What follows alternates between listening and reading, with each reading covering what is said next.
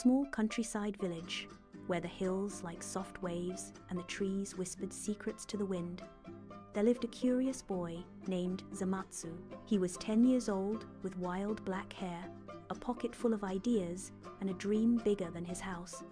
Zamatsu wanted to build a treehouse. Not just any treehouse, he dreamed of one with windows that opened to the stars, a ladder made of old ropes, and a flag that flapped like a dragon's wing. A place where stories came alive and adventures could begin. But there was just one problem. He didn't know how. Every day after school, Zamatsu would sit under a large zelkova tree at the edge of the village. It had strong branches and thick leaves, the perfect tree, he believed. He sketched designs in his notebook. Trapdoors, hammocks, even a pulley to lift up snacks.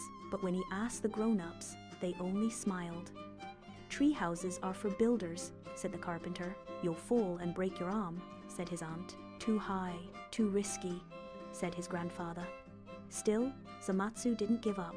He read library books, watched how birds built nests, and even practiced hammering nails into old crates behind his house. The tree house began to grow not in the tree, but in his heart. One day, while gathering scrap wood, Zamatsu met a quiet girl named Yui. She had a wooden leg and carried a backpack full of string, buttons, and tools. "What are you building?" she asked. "A tree house," Zamatsu replied. "But I don't have enough wood or help." Yui smiled. "I can help. I build kites and wind traps. My brother taught me before he moved away." So they began, 2 kids, 2 hearts, and 1 dream. They worked every afternoon. They tied ropes, sawed planks, and built a ladder step by step. Zamatsu would climb, and Yui would hold the base steady. They gathered discarded wood, tied old rope into ladders, and carefully shaped the first platform. Their laughter rang like birdsong through the trees. Children began to watch. Some offered help. Even the adults began to nod in quiet approval. But just when the treehouse was halfway built, the sky turned dark. Zamatsu ran to the tree, his heart racing. Yui was already there, trying to cover the planks with an old tarp. The wind is too strong. The branches groaned. The ropes whipped and snapped. One of the half-built walls fell with a crash, and the canvas roof tore in 2. "We'll lose everything," Zamatsu cried, rain soaking his face. Yui grabbed his hand. "Then we'll build it again. Better." By morning, the storm was gone, but the damage was clear.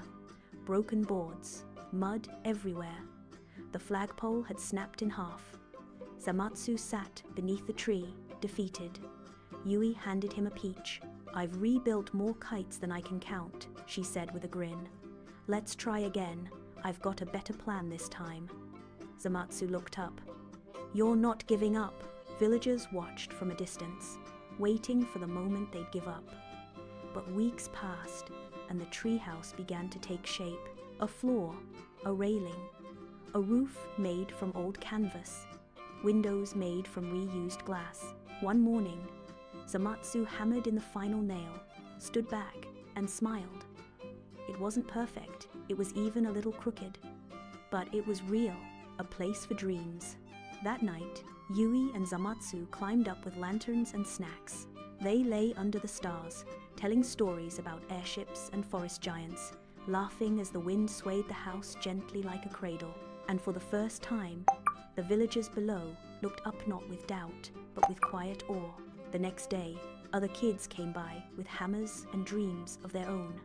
The treehouse had become more than wood and rope. It had become a symbol of courage, friendship, and never giving up.